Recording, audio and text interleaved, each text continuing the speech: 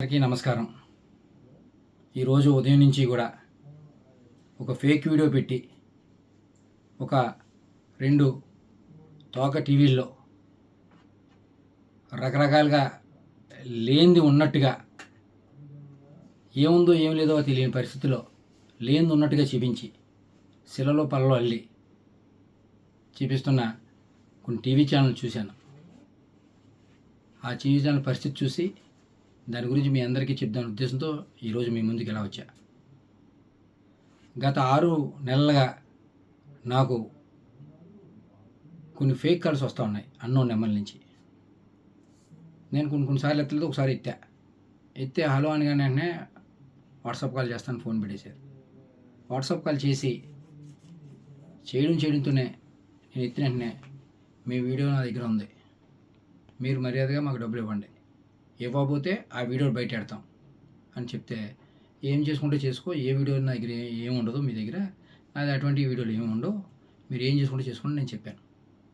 చెప్తే వెంటనే ఒక వీడియో పెట్టి వాట్సాప్లో నేను చూస్తాను కానీ మళ్ళీ డిలీట్ చేసాడు. తీరా ఆ వీడియో చూస్తే ఒక ఫంక్షన్లో ఒక ఫ్రెండ్ తాలూకా వాళ్ళ అబ్బాయి పుట్టినరోజు అయితే విషయం చెప్పమని వీడియో కాల్ చేస్తే ఆ వీడియో కాల్లో విషయం చెప్పాను. దాన్ని కొంచెం వీడియో కట్ చేసి దానికి ప్రైవేట్ పార్ట్లు యాడ్ చేసి ఫేక్ వీడియో తయారు చేసి నన్ను బ్లాక్మెయిల్ చేసి తద్వారా వాళ్ళు డబ్బులు గుంజుదామని ప్రయత్నం చేశారు. చాలాసార్లు ప్రయత్నం చేశారు, ఎన్నో రకాలుగా థ్రెట్ చేశారు. నేను ఎక్కడ కూడా, ఎందుకంటే నేను తప్పు చేయలేదు, నా అటువంటి వీడియో లేవు కాబట్టి నేను ధైర్యంగా మీరు ఏం చేసుకుంటారంటే చేసుకున్నాను. అలా చాలాసార్లు చేసి ఇంకా ఎటు నేను లొంగపోవడంతో ఒకసారి ఫోన్ చేసి, సరే ఏదో తప్పు జరిగిందండి, ఇంకెప్పుడు ఇటువంటి చేయం, మీరు మాకు కొంచెం హెల్ప్ చేయండి, ఇక్కడితో ఇది వదిలేస్తాం, ఏదో తప్పు రేటో చేసాం, మాకు మా వాళ్ళకి బాగాలేదు, హాస్పిటల్లో ఉన్నారని సాయం చేయమంటే డబ్బులు సాయం చేశాను. ఒకసారి పెళ్ళి అంటే సాయం చేశాను, ఒకసారి ఎవరో చనిపోయారంటే సాయం చేశాను, మానవత దృక్పథంతో చేశాను. అలాగే అది ఆసరాగా తీసుకుని వాళ్ళు మళ్ళీ నన్ను పెద్దగా డబ్బులు అడగడం మొదలెట్టారు, మళ్ళీ బ్లాక్మెయిల్ చేయడం మొదలెట్టారు. డబ్బులు ఇస్తారా, నేను వీడియో బయటమా, లేదా మీ ప్రత్యర్థులకి ఇస్తే మాకు చాలా డబ్బులు వస్తాయి అని నన్ను బ్లాక్మెయిల్ చేయడం మొదలెట్టారు. నేను ఎటువంటి నాకు సంబంధం లేనివాడిని, మీకెందుకు డబ్బులు ఇవ్వాలి, నేను డబ్బులు ఇవ్వను, మీరు ఏం చేసుకుంటారో చేసుకోండి, అవి కూడా మానవతా దృక్పథంతో మీరు అడిగారు కాబట్టి మీకు ఇచ్చా, నేను మాత్రం ఇచ్చే పరిస్థితి లేదని చెప్పడంతో, సరే అయితే మీ రాజకీయ ప్రత్యర్థులకు ఇచ్చుకుంటామని వెళ్ళిపోయారు. అలా కొన్ని రోజులు నాకు మెసేజ్లు పెట్టారు, చాలా నెల రోజుల వరకు పెట్టారు. సుమారుగా 6 నెలలు నాకు నరకం చూపించారు, చాలా రకాలుగా వేధించారు, ఎన్నో రకాలుగా ఇబ్బంది పెట్టారు.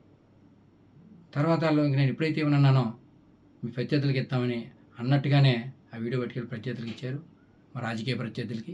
ఆ ప్రత్యర్థులందరూ కూడా సోషల్ మీడియాలో రకరకాలుగా ఆ ఫేక్ వీడియోని, ఏదైతే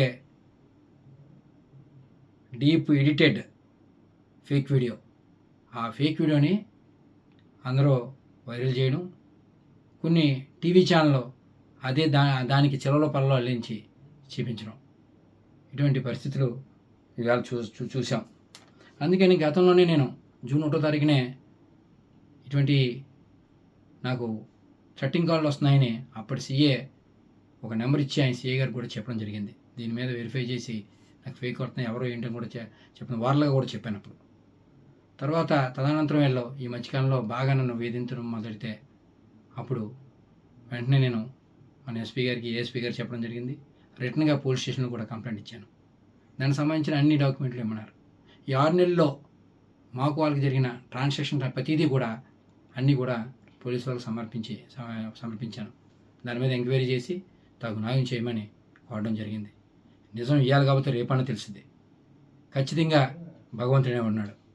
మీ అందరినీ కూడా మీడియా పరంగా మీ అందరినీ ఒకటే కోరుతా ఉన్నా, ఎందుకంటే ఇటువంటి ఏదైతే ఈ టెక్నాలజీని వాడి చాలామందిని ఇబ్బంది పడే పరిస్థితులు గతంలో చాలా చూసాం మనం. ఇవాళ నేను బాధితుడిని. నాలాగా ఇంకొక బాధితుడు ఎవరో కూడా బారిన పడకుండా ఒక ఫేస్ యాపో ఒక ఇలాగ రకరకాల యాప్లతో అందరినీ వేధించున్న పరిస్థితి. నాలాగా ఇంకొక బాధితుడు బాధపడకుండా ఇలాగా ఫేక్ వీడియోలు పెట్టి డబ్బుల గురించి ప్రయత్నం చేసే వాళ్ళకి సహాయ సహకారాలు అందకుండా అడ్డుకట్ట వేయాలని మీరందరూ ఆ దిశగా మీరందరూ సహాయ సహకారాలు అందియాలని వీళ్ళందరినీ కూడా చేతులు జోడించి వీళ్ళందరినీ అభ్యర్థిస్తూ ఉన్నా.